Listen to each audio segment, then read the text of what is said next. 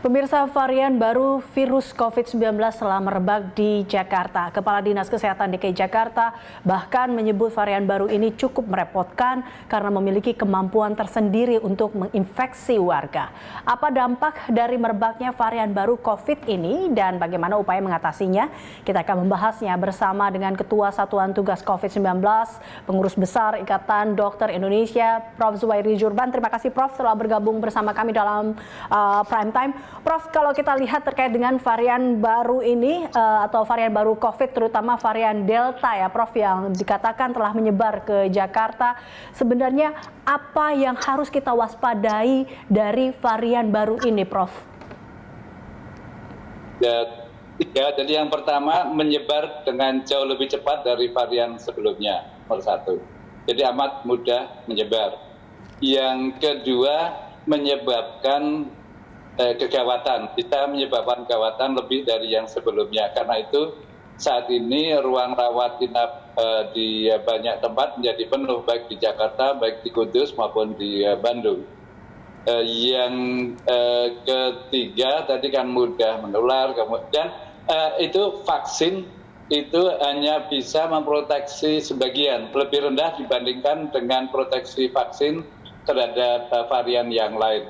Jadi varian yang India ini memang agak resisten gitu ya, tidak begitu mempan dengan vaksin-vaksin yang ada.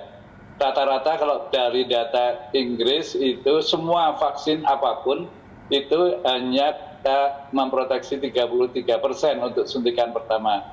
Untuk suntikan kedua untuk vaksinnya namun berkisar antara 60 dan 80%. Jadi lebih rendah dibandingkan dengan proteksi vaksin-vaksin terhadap virus. Prof, benarkah bahwa varian Delta ini memang lebih mudah menular tapi tidak mematikan? Benarkah demikian Prof? Mudah menular, mudah mematikan, tetapi memang sebagian besar kan OTG sama juga seperti vaksin yang lain. Tapi menular dan mematikan bisa lebih berat. Nah, walaupun sebagian besar sekali lagi gejala ringan atau tanpa gejala.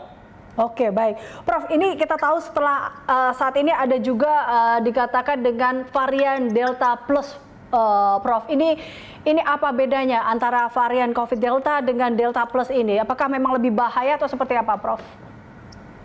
Ya, belum banyak diketahui, namun mungkin kita perlu melihat data India. Data India itu pada bulan itu pernah 400.000 lebih dalam satu hari kasus baru.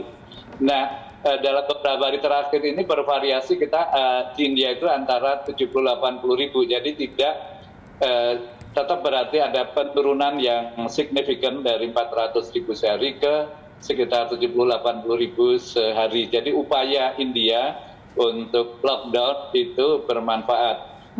Kalau untuk memang India baru pada awal kegawatan virus India itu mereka baru sekitar 100 juta, jadi baru 1/13, kan penduduk mereka 1,3 miliar. Sekarang ini sudah di atas 3 juta yang divaksinasi, tapi itu juga baru berarti sekitar 1/3 dari total penduduk India.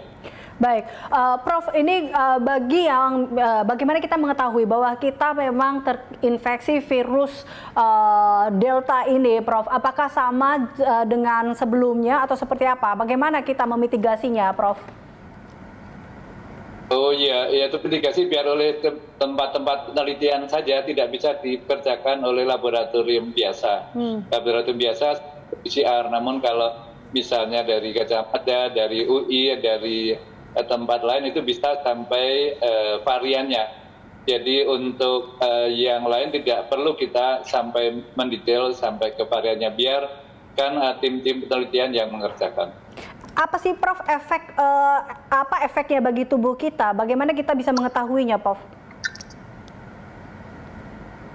Ya sama seperti yang lain, sama seperti yang sebelumnya. Jadi yang ada panas, ada sesak, kemudian kehilangan penciuman, kehilangan rasa di lidah. Selain juga ada juga pasien yang diare, ada yang sakit kepala, ada juga yang sakit perut dan gejala yang lain.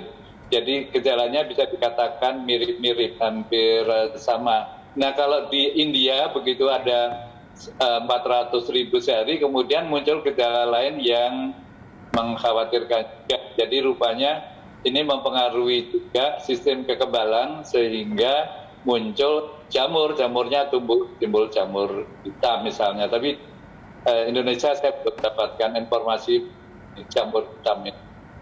Prof, jika ini menyebar, Prof, apakah karena kalau kita lihat saat ini memang beberapa tempat bahkan di Wisma Atlet pun juga sudah penuh, hampir penuh kamarnya. Jika ini menyebar, apakah sistem dari kesehatan kita mampu untuk mengatasi ini, Prof, menurut Anda?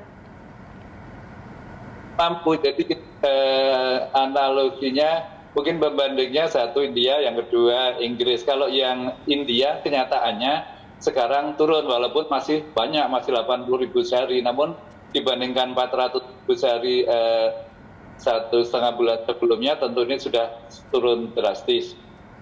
Untuk Inggris itu kan tadinya variannya varian Alpha, kemudian kemasukan varian Delta dari India. Nah, sekarang ini lebih dari 90% kasus baru Inggris itu diinfeksi oleh varian Delta. Jadi varian Delta ini memang sekarang menjadi amat sangat serius. Namun jumlah kasusnya kalau diingat awal tahun ini Inggris itu sekitar 70.000 kasus baru sehari.